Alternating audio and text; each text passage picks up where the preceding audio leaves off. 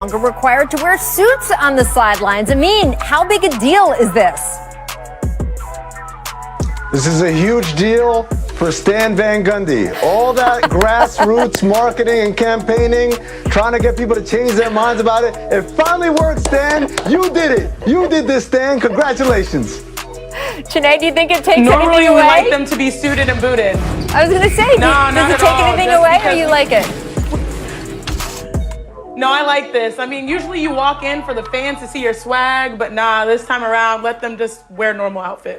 I wonder if anyone's still going to wear a jacket if they don't have to. We'll see. We'll see what they have to do. Welcome to The Jump. I'm Rachel Nichols alongside our front office insider, Amin Al-Hassan, and former #1 overall pick in the WNBA draft.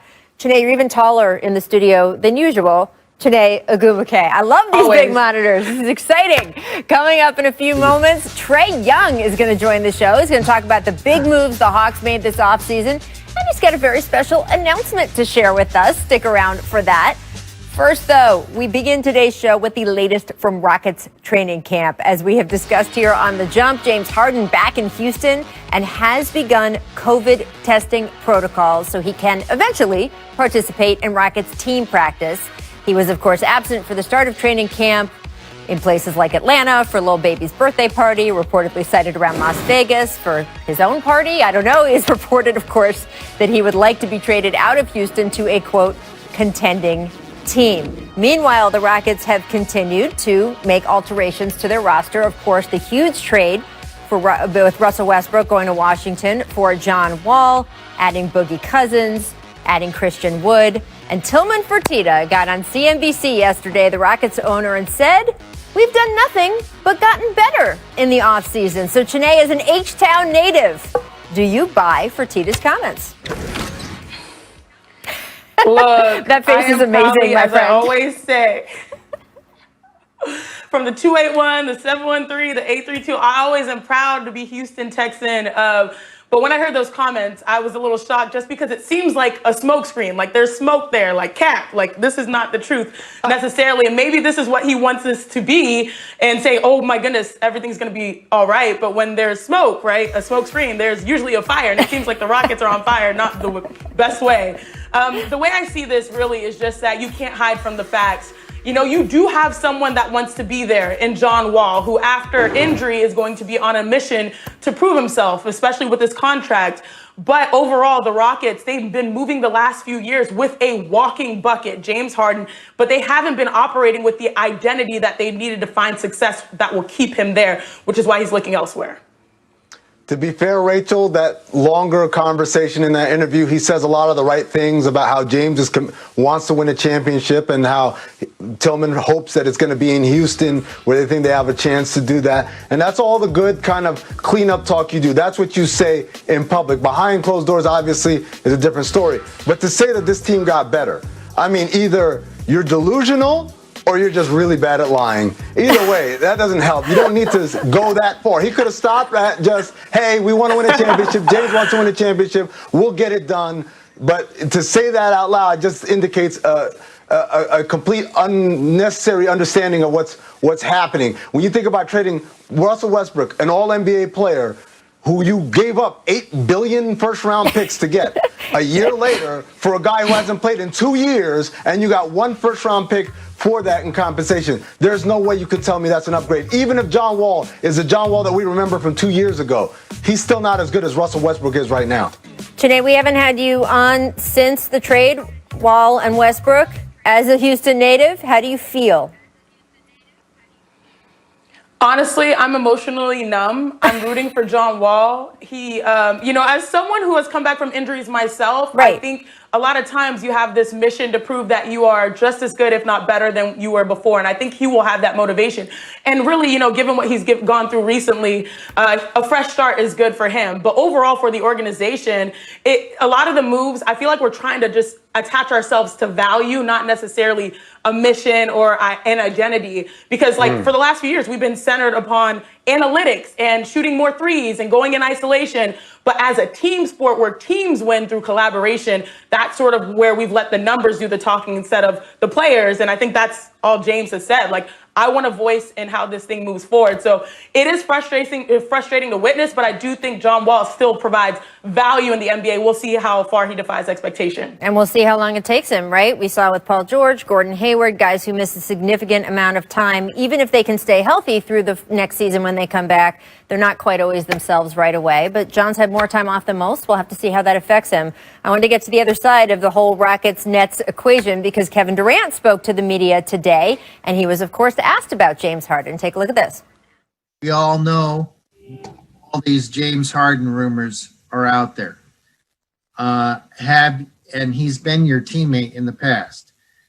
What do you think about him and what he might bring if they were to trade for him? I don't think about James Harden at all. I mean, he doesn't play on our team. I mean, I don't think about him. I don't think about him. I mean, I just don't. Where's the best landing spot, Harden, then, long term? Do you think it is Brooklyn? Do you think it's Philadelphia? Or do you think it's best for him to stay in Houston? Rachel, if I could, I want to go off the board, and I'm going to say Golden State is the best landing spot for him. Hear me out, right? One of the things that Houston wants in return is high-value assets. We know in the conversations with Brooklyn, while we love Karis LeVert and Spencer Dinwiddie's a solid player, Jared Allen's a nice big, those aren't high-value players the way that Houston wants in return. Golden State is one of the few locations in the league that can offer high-value assets and still give James Harden a realistic chance of winning a championship. Obviously, without Klay Thompson, that task is a little harder, but I think he fits in with what they would be building towards the future, and it would cost them, obviously, that Minnesota pick next year, very lightly protected. It would probably cost them James Wiseman, who, of course, they love and fits a need for them right now, but the ability to say Curry, Harden, Klay, Draymond as your top four, ooh, that's pretty hard to say no to if you're Golden State. Look, Amin, I'm actually not mad at that. Okay, I'm going to probably stick with something that was on the board, but when you talk about Golden State, I think people don't give Steph Curry too much accolades in this regard, in the sense that he's probably one of the most low-maintenance superstars. He had no problem taking more so a media backseat to Kevin Durant and letting him shine, knowing that he is unguardable at 7 feet and one of the best offensive players in the game. So I'm not mad at you, Amin.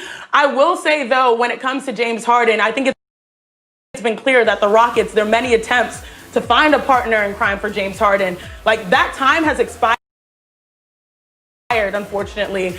And plus, with fairly new ownership, a new GM, he needs a partner in crime. And I think now that the Nets are like a no-go, or I forgot who it was, like, I don't know that woman. Was it J-Lo? Right. I think stuff like Mariah Carey once said that to J-Lo. Right, that's the vibes that I get watching that. It was Mariah Carey. Seeing big picture here, I think the 76ers could be really interesting considering his former GM is there and Daryl Morey. Plus, that gives him a good chance to win, contend. And I do like the idea of James Harden and Joel Embiid together, because Joel Embiid will give you, 23 and 12 in the paint, and James can give you 30 from the perimeter. Now, I know there will have to be a sweetener. I don't know if you can keep all the players in Philly, but I do see that working in Philly, James and Joel tag teaming. Even though Golden State, that was off the board, I'm not mad at it. I am looking at the 76ers and also Meek Mill's Instagram, since we're already talking musicians. Absolutely. Well, there's a video clip of the woman giving like a deposition or something, and she's like, I'm sorry, I do not know that man. I do not know that man. And that's what I heard Kiki today. Palmer. Right. This man. It's Kiki Palmer. Yeah, shout out to Kiki. But Rachel, I do want to point out something. We mentioned Houston as a possibility. I think that thing is burnt. And this is very similar to what happened in Minnesota a few years ago, 2 years ago, however, 100 years ago now with this pandemic, with Jimmy Butler. And believe it or not, I think Jimmy and James Harden are doing the same exact thing. The difference is Jimmy's very confrontational, in-your-face style was to show up to practice, humiliate everybody, and then go do a sit-down interview with you afterwards, reiterating a desire to get traded.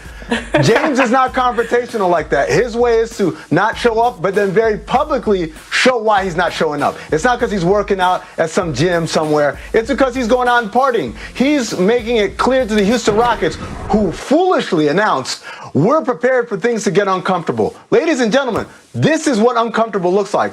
And to be honest with you, Other than the whole global pandemic, being at a party with no mask thing, that's the only part I have a problem with. But people say this time and time again about NBA players. Oh, that's unprofessional. You should have showed up. You should have done this. No, because he professionally asked to be traded weeks ago, and they did not follow through on it. So the next thing you do as an NBA player is you get their attention. And you get their attention by making things real uncomfortable, and that's what Harden did. Well, yeah, but I'm not sure we can expect the franchise to make a bad trade. If a good trade hasn't been available for him, does he have the right to not show up to the beginning of training camp if they just decided, well, we're not going to make a bad trade. We're still looking.